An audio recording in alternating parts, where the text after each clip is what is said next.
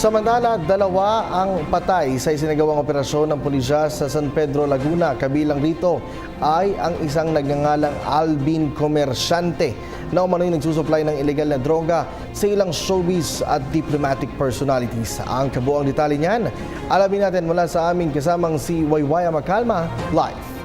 Kirby, patay ang isang notorious drug dealer na umano'y nagsusupply ng mga illegal na droga sa ilang showbiz at diplomatic personalities dito sa Metro Manila.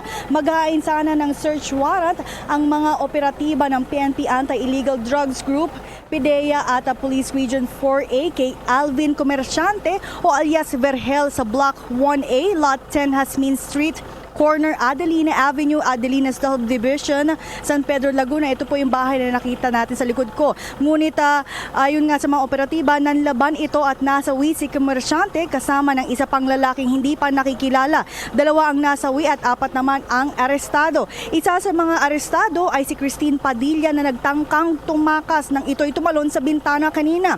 Si Christine ay pinsan buo umano ni Robin Padilla. Ayon kay AIDG Director, Police Senior Superintendent Albert Ferro na si alias Verhel ay miyembro ng Ace Verhel Group at 14K Drug Group. Sila din umano ang nagpapatay sa ilang mga drug distributor na hindi nakakapagbayad sa kanila.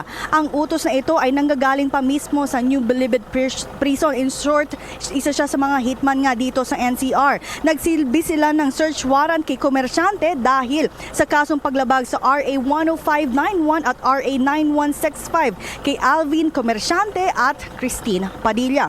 Samantala, naglabas ng safety tips naman ng Philippine National Police para sa mga nahuhumaling sa larong Pokemon Go. Dahil rito ay nagbigay ng paalala ang PNP na ingatan ang kanilang mga cellphone habang naglalakad at naghahanap ng Pokemon para hindi mabiktima ng mga snatcher sa kalsada.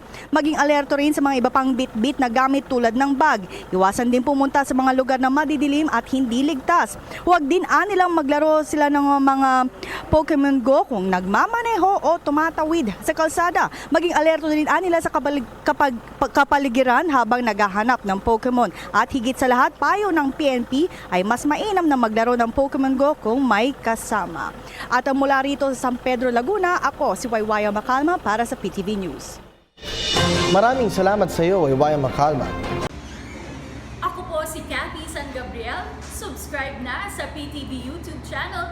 I-click lang po ang subscribe button.